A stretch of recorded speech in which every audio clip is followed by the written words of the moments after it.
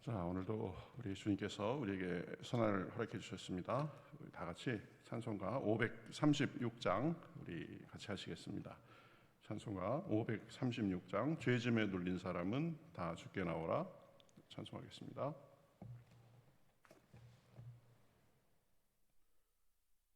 536장입니다. 죄짐에 눌린 사람은 다 주께 나오라. 주 말씀 의지할 때에 곧 평안 얻으리. 의지하세 주 의지하세. 구하시네 곧 구하시네.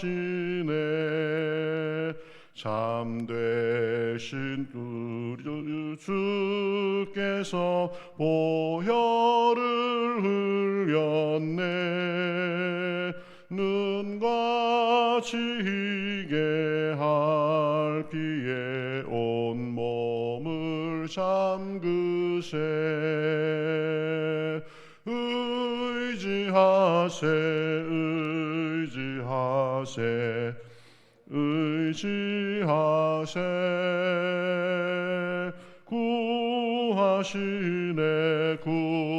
구하시네 곧 구하시네.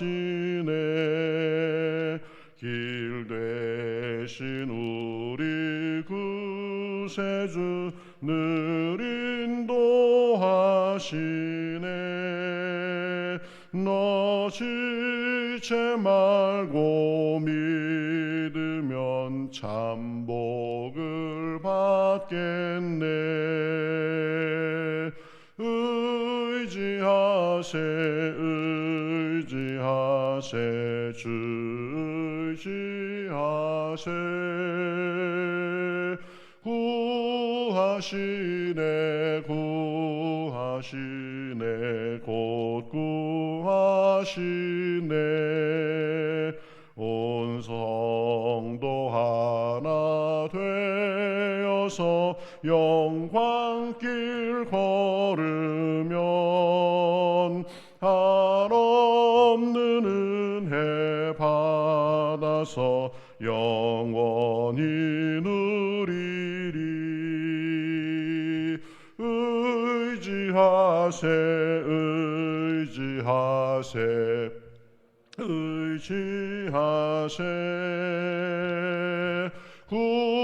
구하시네 곧 구하시네. 길 대신 우리 구세주 늘 인도하시네.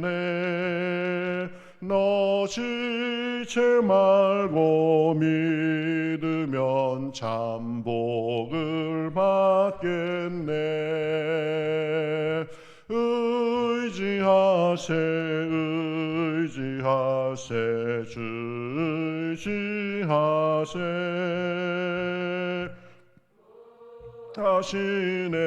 구하시네 곧 구하시네.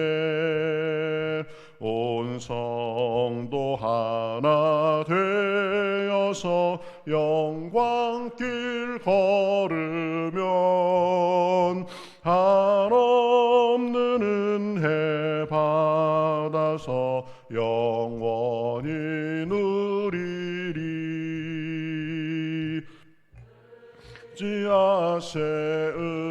의지하세 주 의지하세. 구하시네 곧 구하시네. 아멘. 같이 기도하시겠습니다. 하나님 감사합니다. 오늘도 저희들을 깨워주시고 이렇게 주님 앞에 나와서 주님을 의지하는 마음으로 주께 찬송하며 나아가게 하시니 감사합니다.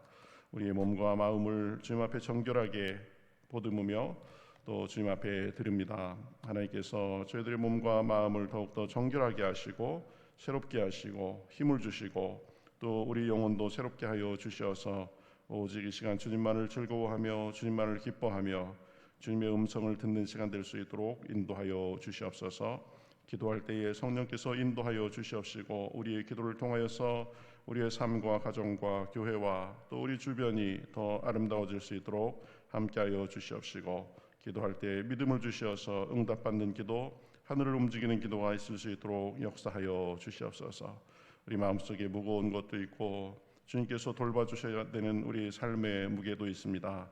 하나님께서 함께하여 주셔서 우리 주님 앞에 맡기게 하시고 또 주님께서 우리를 위하여서 일하시는 놀라운 능력을 오늘도 경험하고 감사가 넘치는 하루가 될 수 있도록 인도하여 주시옵소서. 시종을 주님 앞에 맡기며 살아계신 예수님의 이름으로 기도하옵나이다. 아멘.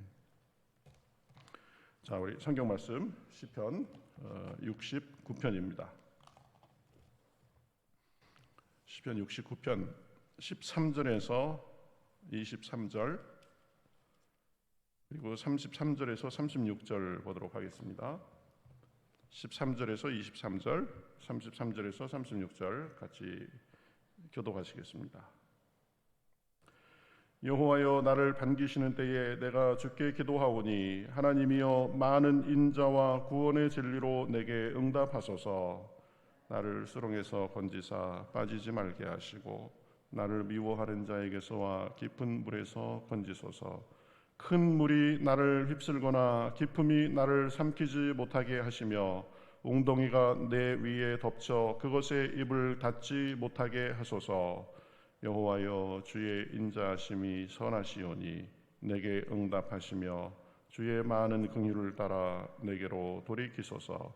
주의 얼굴을 주의 종에게서 숨기지 마소서. 내가 환난 중에 있사오니 속히 내게 응답하소서. 내 영혼에게 가까이 하사 구원하시며 내 원수로 말미암아 나를 속량하소서.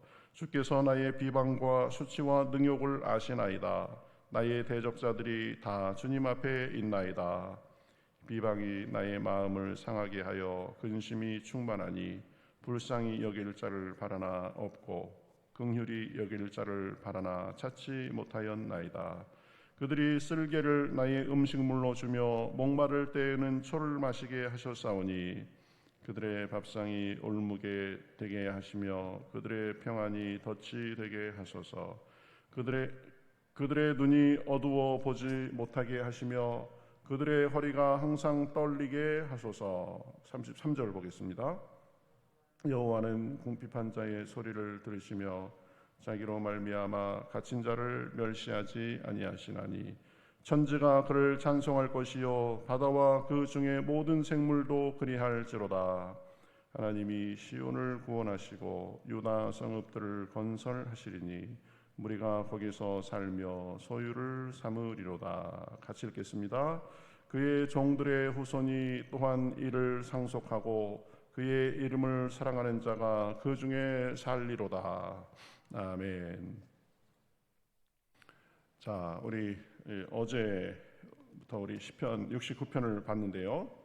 시편 69편은 아주 그 곤경의 상황에서 그 하나님의 도우심을 구하는 그런 내용이라고 했습니다.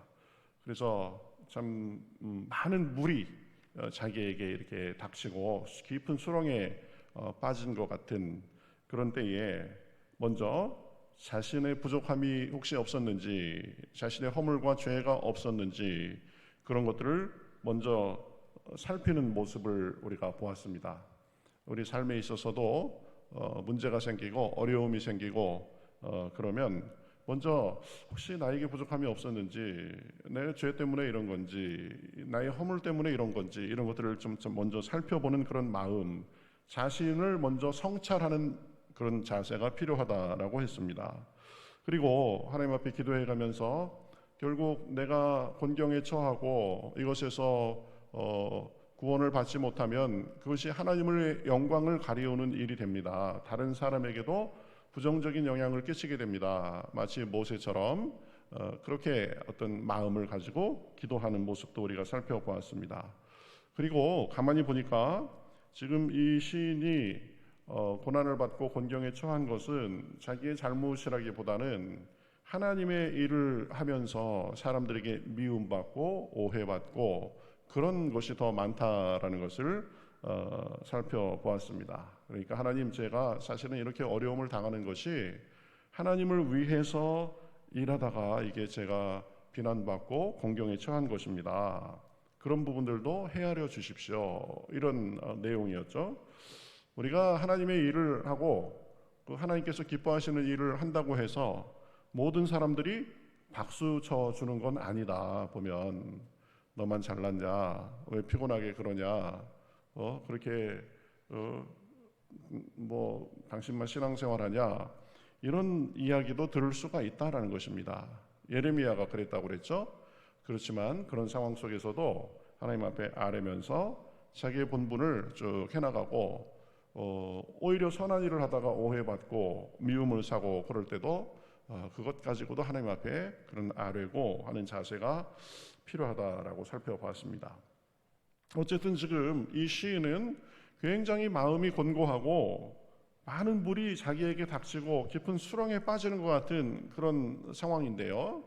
우리가 시편을 통해서 계속 우리가 살펴보지만 그 곤고함, 그 마음에 참 힘든 것, 이 상태에서 그냥 주저앉아 있지 않고 하나님을 향하여서 도움을 구하면서 어떻게든 하나님 나를 좀 도와주십시오. 그러면서 참 발버둥 치는 그런 모습을 살펴볼 수 있습니다. 그런 것들이 13절부터 우리가 쭉 읽었듯이 나오는 거죠.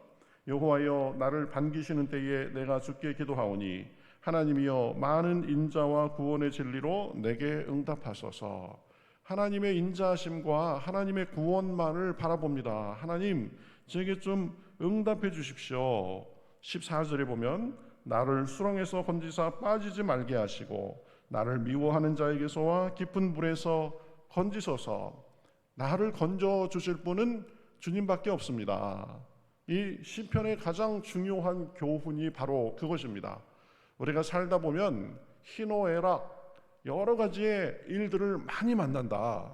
그런데 기쁘면 기쁜 대로, 슬프면 슬픈 대로, 또 우리 마음에 분노가 차고 우리가 감당하지 못할 그런 깊은 수렁 같은 여러 가지 상황을 만난다고 할지라도 그것을 하나님과의 관계 속에서 표현하고 풀어가는 것입니다. 기쁘면 하나님 앞에 기뻐하고, 감사하면 하나님 앞에 감사하고, 하나님 앞에 찬송하고, 슬프면 슬픈 대로, 곤경에 처하면 곤경에 처한 대로 늘 하나님 안에서 풀어가는 자세, 이것이 시편에 있어서 가장 중요한 교훈이다라고 했는데 지금 그러는 거죠. 그렇죠? 그래서 15절에 보면 큰 물이 나를 휩쓸거나 깊음이 나를 삼키지 못하게 하시며 웅덩이가 내 위에 덮쳐 그것에 입을 닫지 못하게 하소서. 큰 물, 그 다음에 깊음, 웅덩이, 다 우리로서는 어떻게 할 수 없는 그런 상황들인데 제가 그것에 휩싸여서 완전히 그것에 잠기지 않게 하시고 하나님 나를 좀 도와주십시오. 그러면서 주님의 인자하심과 긍휼과 선함을 구하는 거죠. 16절에 보면 여호와여, 주의 인자하심이 선하시오니 내게 응답하시며 주의 많은 긍휼에 따라 내게 돌이키소서. 17절에 주의 얼굴을 주의 종에게서 숨기지 마소서. 주님, 나를 불쌍히 여겨주십시오. 우리가 기도하면서 절박한 순간에 가장 많이 하게 되는 표현이 뭐냐면 하나님, 저를 불쌍히 여겨주십시오. 저도 늘 기도합니다. 하나님, 저를 좀 불쌍히 여겨주십시오. 제 목회를 불쌍히 여겨주십시오. 또 우리 교회 어떤 분들을 위해서 기도하면서 그 집사님 좀 불쌍히 여겨주십시오. 그 상황을 좀 불쌍히 여겨주십시오. 뭐 우리가 하나님 앞에 잘나가지고 우리가 잘난 거 가지고 하나님, 제가 이만큼 했으니까 하나님 이거에 대해서 좀 제게 해주십시오, 이럴 수 있는 게 뭐 없습니다. 사실은 하나님 앞에 우리는 다 연약하고 나약하고 죄인일 뿐입니다. 그러니까 하나님, 제가 내세울 게 없지만 하나님의 인자하심을 따라서, 하나님의 긍휼하심을 따라서 불쌍히 여겨주시옵소서, 불쌍히 여겨주시옵소서, 이런 기도를 많이 하는 거죠. 29절에 보면 이렇게 말씀합니다. 오직 나는 가난하고 슬프오니 하나님이여, 주의 구원으로 나를 높이소서. 하나님, 저는 아무것도 없습니다. 그리고 제 마음이 참 여러 가지로 인해서 슬픈 중에 있습니다. 하나님, 불쌍히 여겨주십시오. 우리 가족을 불쌍히 여겨주십시오. 우리 자녀를 불쌍히 여겨주십시오. 우리 교회를 불쌍히 여겨주시옵소서. 주의 긍휼을 베풀어 주시옵소서. 그렇게 하는 거죠. 지금 다윗은 큰 물이 자기를 몰아치는 그런 상황 속에서 하나님의 긍휼과 자비 속에서 하나님 가만히 계시지 마시고 하나님 움직여 주십시오. 이렇게 계속 기도하는 거죠. 어떻게 보면 불쌍히 여겨주십시오. 또 하나님 가만히 계시지 마십시오. 하나님 저를 구원해 주십시오. 우리가 간절하게 기도하면은요, 이게 뭐 논리적으로 순서대로 이렇게 잘 정리된 기도가 잘 안 됩니다. 그리고 개인 기도할 때는 그렇게 할 필요도 없어요. 사실은 하나님 앞에 우리 심정을 그냥 다 토하는 거죠. 그래가면서 하나님 불쌍히 여겨주시옵소서, 불쌍히 여겨주시옵소서 그러는 거죠. 지금 그러한 기도를 계속 하는 겁니다. 그러면서 보면 이제 22절부터 쭉 보면은 구약에 나타나는 그런 구약다운 기도를 합니다. 악인을 벌 주실 것을 기도하는데요. 그 내용을 보면은 아주 살벌합니다. 보면 그죠? 22절에 그들의 밥상이 올무가 되게 하시며 그들의 평안이 덫이 되게 하소서. 그들의 눈이 어두워 보지 못하게 하시며 그들의 허리가 떨리게 하소서. 밥상이 올무가 되게 하시고 눈이 어두워서 보이지 않게 하시고 허리가 항상 떨리게 하소서. 완전히 저주를 퍼붓는 거죠. 24절에 보면 주의 분노를 그들의 위에 부으시며 주의 맹렬하신 노가 그들에게 미치게 하소서. 주님의 분노로 그 사람들을 손 좀 봐주십시오. 지금 이러는 거죠. 25절에 그들의 거처가 황폐하게 하시며 그들의 장막에 사는 자가 없게 하소서. 완전히 망하게 해주십시오. 그들의 죄악에 27절에 보면 그들의 죄악에 죄악을 더하사 주의 공의에 들어오지 못하게 하소서. 그들을 생명책에서 지우사 의인들과 함께 기록되지 말게 하소서. 영원히 멸해 주십시오. 이런 기도를 하는 것입니다. 우리가 시편을 읽다 보면 좀 당황스러운 그런 기도의 장면을 만나게 됩니다. 자기의 원수, 자기의 대적에 대해서 막 이렇게 적나라한 저주를 퍼붓는 기도가 시편에 적지 않이 있습니다. 이걸 보면서 우리가 어떻게 받아들여야 될까? 구약적 사고의 한계를 보여주는 것이다. 우리는 이렇게 좀 정리할 수 있겠습니다. 그러니까 구약적인 사고방식은 눈에는 눈, 이에는 이, 악에는 악, 이런 그런 사고방식이 묻어 있습니다. 그렇죠? 그래서 시편의 다른 곳에 보면 우리를 대적한 원수들, 우리를 힘들게 한 사람들의 유아까지도 저주하는 그런 장면이 나옵니다. 이게 구약과 신약의 다른 점입니다. 구약은 눈에는 눈, 이에는 이, 우리가 하나님 앞에 어떻게 보면 하는 만큼 받는다. 우리를 대적하는 사람들을 하나님께서 완전히 쳐 부숴버릴 것이다. 그들을 영원까지 멸할 것이다. 이런 사고방식이라면 신약에 오면 달라지죠. 신약은 더 이상 눈에는 눈, 이에는 이가 아니라 사랑이 전면에 나옵니다. 사랑이 우리의 사람을 대하는 근본 태도가 되어야 된다. 그래서 원수나 친구나 이웃이나 같은 마음을 가지고 대해야 된다. 그것은 사랑이다. 그래서 마태복음 5장 43절에서는 주님께서 이렇게 말씀하시죠. 또 내 이웃을 사랑하고 원수를 미워하라 하였다 하는 것을 너희가 들었으나 이웃은 사랑하고 원수를 미워하는 것 구약적인 사고방식이죠. 너희가 지금까지는 그렇게 들어왔는지 모르겠지만 44절에 보면 이렇게 말씀합니다. 나는 너희에게 이르노니 너희 원수를 사랑하며 너희를 박해하는 자를 위하여 기도하라.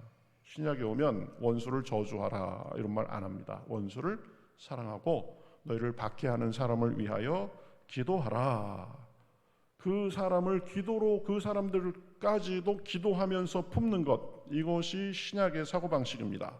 내 오른뺨을 때리면 뭐라고 그랬죠? 너도 같이 때려라 이렇게 하지 않고 내 왼뺨을 돌려대라. 오리를 억지로 가자 하면 십리를 가라. 내 겉옷을 달라고 하면 속옷까지 줘라. 이것이 신약의 사고방식입니다. 하나님 안에서 더 철저한 자기 비움과 낮아짐 이런 걸 말씀하는 거죠. 로마서 12장 20절에서는 이렇게 말씀합니다. 내 원수가 줄이거든 먹이고 목마르거든 마시게 하라. 그리함으로 내가 숯불을 그 머리에 쌓아놓으리라. 우리가 맞서 대적함으로써 그 원수를 제어하는 것이 아니라 우리를 괴롭게 하고 힘들게 하는 그 원수 같은 그 존재에 대해서도 우리가 하나님의 사랑을 베풀므로써 그것이 오히려 그 원수를 돌이킬 수 있는 계기가 된다. 머리에 숯불을 쌓는다. 이게 정확히 무슨 뜻인지는 잘 알 수 없어요. 그렇지만 아주 얼굴이 화끈거리도록 만드는 거죠. 내가 저 사람을 괴롭히는데 저 사람은 나에게 똑같이 하지 않고 사랑과 섬김과 낮아짐의 자세로 대한다. 그러니까 그것을 겪는 그 사람들은 당황스러운 거죠. 이것이 신약의 윤리입니다. 누가복음 6장 27절에서 28절에 보면 그래서 이렇게 말씀하죠. 너희 원수를 사랑하며 너희를 미워하는 자를 선대하며, 원수를 사랑하고 미워하는 자에게 선대하라. 그리고 너희를 저주하는 자를 위하여 축복하며 너희를 모욕하는 자를 위하여 기도하라. 참 어려운 그런 예수님의 요구입니다. 너희를 저주하는 자를 위하여 축복하며 너희를 모욕하는 자를 위하여 기도하라. 원수는 더 이상 미움과 경멸의 대상이 아닙니다. 그들을 위해서 불쌍히 여기고 기도하고 축복해야 된다라는 것이죠. 하나님, 나만이 아니라 그 원수도 불쌍히 여겨 주시옵소서. 저 사람이 지금 아직 뭘 몰라서 그런 겁니다. 하나님, 저 사람에게도 하나님의 긍휼의 빛을 비춰 주시옵소서. 그렇게 기도하는 거죠. 이것이 신약의 사고 방식입니다. 그것이 그 사람에게 합당하면 하나님께서 우리 기도를 통하여서 그 사람의 마음과 삶을 바꿔 주실 것입니다. 합당하지 않으면 그 기도와 그 축복이 우리에게 돌아올 것입니다. 이것이 신약의 사고 방식입니다. 그러면서 철저히 하나님께 맡기는 거죠. 내 스스로 대적하는 것이 아니라 하나님께서 손을 봐주셔도 하나님께서 봐주실 것이다. 이런 자세. 그래서 원수를 대적하거나 원수에게 똑같이 맞서는 것이 아니라 사랑과 기도로 축복하고 그리고 참고 인내하는 것, 이것이 신약의 사고방식입니다. 물론 무조건 참기만 하는 건 아닙니다. 보면 여전히 정의의 개념은 신약에도 살아 있습니다. 구조적이고 노골적이고 지속적인 악에 대한 저항과 대적은 필요합니다. 예수님도요. 그래서 보면 사랑이 예수님이시지만 사람들에게 분노하고 그럴 때는 굉장히 단호하게 한 것을 볼 수 있습니다. 당시에 헤롯 왕은 아주 정치적으로 여우 같은 사람이었어요. 로마에 딱 붙어가지고 로마 황제에게 군봉왕의 자격을 얻어가지고 어떻게 하면 정치적으로 이렇게 잘 해나갈까. 헤롯 왕은 이스라엘 사람이 아니었습니다. 이둠의 사람이었습니다. 그래서 이스라엘 사람들이 저 사람 이방인 이렇게 취급했거든요. 거기에서 어떻게 살아남으려고 그러니까 온갖 술수와 그런 것들을 다 썼던 왕이 헤롯 왕이었습니다. 예수님께서 그 헤롯 왕에 대해서 뭐라고 표현했어요? 저 여우 그랬습니다. 여우. 사람에게 여우라고 표현하는 것 쉽지 않은 거죠. 그렇지만 왕으로서의 하는 일들을 보니까 이 이스라엘에는 도움이 안 되고 오직 자기의 권세를 누리는 데만 현안이 돼 있는 사람이다. 그러니까 예수님도 굉장히 비판적으로 말씀하신 거죠. 또 세례 요한도 뭐라고 그랬습니까? 마태복음 3장에 보면 바리새인들에게 이 독사의 자식들아 그랬죠. 독사의 자식들아. 말이 좋아서 자식이지 적나라하게 표현하면 뭐예요? 이 독사 새끼들아 이렇게 한 거죠.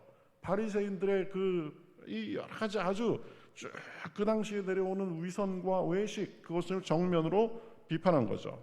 예수님도 보면 바리새인들에 대해서 뱀들이다, 또 독사의 새끼들이라고 그렇게 말씀하셨습니다. 마태복음 23장 33절 한번 찾아보세요. 예수님도 바리새인들에게는 아주 욕까지 하신 거죠. 이 독사 새끼들아. 이 성경에 새끼들이라고 한 그런 표현이 나오더라고요. 그러니까 우리가 꼭 그렇게 원수를 품고 사랑해야 되지만 구조적이고 지속적이고 노골적인 그런 악에 대해서는 맞서는 자세도 필요합니다. 이제 사도행전에 보면 이 성령이 임하시고 베드로와 사도들이 공회에 잡혀가 가지고 너희가 더 이상 복음을 전하지 마라라는 위협을 받죠. 그러니까 아이고 알겠습니다 이런 것이 아니라 그 공회의 잘못된 결정에 대해서는 단호하게 맞서는 것을 볼 수 있습니다. 우리가 하나님의 말을 듣는 것이 옳은가 사람의 말을 듣는 것이 옳은가 판단하라. 그렇죠? 그래서 우리의 기본 악한 사람들에 대한 기본 태도는 사랑이고 또 위에서 기도해 주는 거고 축복하는 거지만 그러나 구조적이고 지속적인 잘못에 대해서는 지적할 필요가 있다. 그래서 이 교회에서는 치리의 기능도 사실은 굉장히 중요한 것으로 되어 왔죠. 치리, 그죠? 교회를 죄의 오염으로부터 보호하고 순수성을 지키기 위해서 치리의 기능이 사실은 예수님께서도 말씀하셨습니다. 마태복음 18장에 보면 이렇게 말씀하세요. 형제가 죄를 범하거든 그 사람만 상대해서 먼저 권고해라, 돌이킬 것을. 그런데 권고해서 듣지 않으면 한두 사람을 데리고 가서 다시 권고해라. 그래가면서 증인을 두세 사람을 증인을 확증을 받아라. 만약에 그래도 듣지 않으면 교회 앞에 말하라. 교회 앞에 말해서 교회의 권위로 권고했는데 듣지 않으면 이방인과 세리같이 여기라라고 말씀합니다. 그러니까 우리가 사랑하고 품어주고 축복하고 기도하는 것이지만 그것이 무한정 그러는 것이 아니다. 교회의 순수성과 교회의 정결함, 교회의 질서를 해치는 데까지 나아가면 치리하는 기능도 있다라는 것입니다. 그래서 바울 사도도 디모데전서 5장 20절에 보면 이렇게 말씀합니다. 범죄한 자들은 모든 사람 앞에서 꾸짖어 나머지 사람들로 두려워하게 하라. 품지만 무한정은 아니다. 보면 교회의 순수성과 교회의 질서까지 위협하는 사람들은 꾸짖고, 그렇죠? 그래서 다른 사람들에게 경계를 삼는 것. 또 디도서에도 보면 이렇게 말씀합니다. 거짓말하고 배만 위하는 게으름뱅이인 그레데인에 대해서 이렇게 말씀합니다. 내가 그들을 엄히 꾸짖으라. 이는 그들로 하여금 믿음을 온전하게 하고 진리를 배반하는 사람들의 명령을 따르지 않게 하려 함이라. 치리의 기능도 반드시 있다라는 것입니다. 정리하겠습니다. 원수 그리고 우리를 괴롭히는 사람들에 대한 우리의 근본 자세는 그들을 사랑하고 그들을 위해서 기도해 주는 것입니다. 오히려 축복해 주는 것입니다. 그러나 그것이 구조적인 악이나 교회를 해하는 것이라면 맞서기도 해야 됩니다.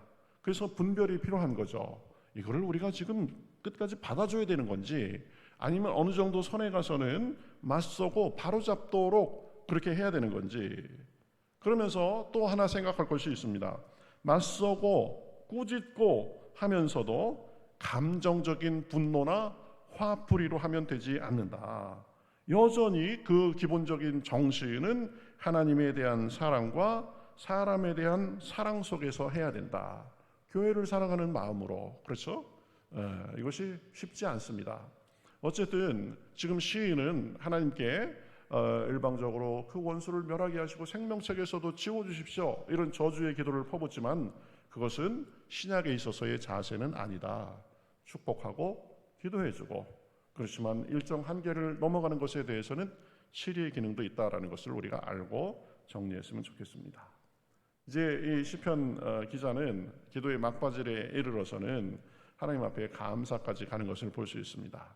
30절에 내가 노래로 하나님의 이름을 찬송하며 감사함으로 하나님을 위대하다 하리니, 31절에 이것이 소 곧 뿔과 굽이 있는 황소를 드림보다 여호와를 더욱 기쁘시게 함이 될 것이라. 여러분, 기도하면서 우리의 상황을 아뢰고 또 원수 때문에 우리를 힘들게 하는 것 때문에 마음이 상하고, 그래서 지금 이 시편 기자는 원수를 저주하는 기도까지도 퍼부었습니다. 그렇지만 결국 기도의 결말에 가서는 무엇이 있어야 된다는 거예요? 하나님 앞에 감사가 있어야 된다. 하나님, 저의 기도를 들으시고 저의 마음을 위로해 주시고 해주심을 감사합니다. 그리고 보면 35절 36절 쭉 보면 소망으로 끝나는 것을 볼 수 있습니다. 제가 이렇게 어려운 상황에 기도했지만 하나님께서 제 기도를 들으시고 제 삶을 더 낫게 해주실 줄 믿습니다. 이렇게까지 나아가야 되는 거죠. 여러분, 기도하면서 꼭 여기까지 나아갈 수 있기를 바랍니다. 하나님께서 나의 기도를 들어주셔서 감사합니다. 하나님의 나의 힘이시요 나의 능력이십니다. 그리고 내가 지금은 이렇게 하나님 앞에 긍휼을 구하며 참 초라한 모습으로 구하지만 결국 기도를 들어주셔서 제가 하나님을 찬송하게 하실 줄 믿습니다. 감사와 찬송까지 나아가는 것이 기도다. 시편 69편 우리가 어제 오늘 봤는데요. 오늘 우리의 기도가 그러할 수 있기를 바라겠습니다. 어려움 중에도 주님을 향하며 또 우리의 죄를 돌아보고 또 주님의 도우심을 구하실 수 있기를 바라겠습니다. 그리고 믿고 감사하며 구하고 우리의 대적이 있다 할지라도 눈에는 눈, 이에는 이가 아니라 사랑의 정신으로 품고 그들을 위하여서 기도하고 축복해 줄 수 있기를 바랍니다. 그리고 아무리 어려운 상황이라고 할지라도 응답의 믿음과 소망, 그리고 우리의 기도를 들어주시는 하나님께 감사까지도 나아갈 수 있는 저와 여러분의 기도, 우리의 삶이 되실 수 있기를 바라겠습니다. 오늘도 어떤 문제가 있든지 하나님께서 응답해 주시고 하나님께서 하나님의 방법으로 주님의 긍휼함과 살아계심을 보여주실 줄 믿습니다. 오늘도 기도할 때에 주님의 은혜가 풍성하시기를 주님의 이름으로 축복합니다. 우리 찬송가 494장 우리 같이 하시겠습니다. 안세반석 열리니 494장. 기쁠 때나 슬플 때나 어떤 때든지 주님만이 결국 우리가 호소할 뿐이십니다. 주님만이 우리의 반석이십니다. 우리 찬송하겠습니다. 만세반석 열리니 내가 들어갑니다. 장애 어리상하여 물과 피를 흘린 것 내게 흉되어서 정결하게 하소서. 내가 공을 세우나 은혜 갚지 못하네. 쉼없이 힘쓰고 눈물 근심 많으나 구속 못할 죄인을 예수 홀로 속하네. 빈손 들고 앞에 가 십자가를 붙드네. 의가 없는 자라도 도와주심 바라고 생명샘에 나가니 나를 씻어주소서. 살아 생전 숨쉬고 죽어 세상 떠나서 거룩하신 주 앞에 끝나신 판당할 때 만세반석 열리니 내가 들어갑니다.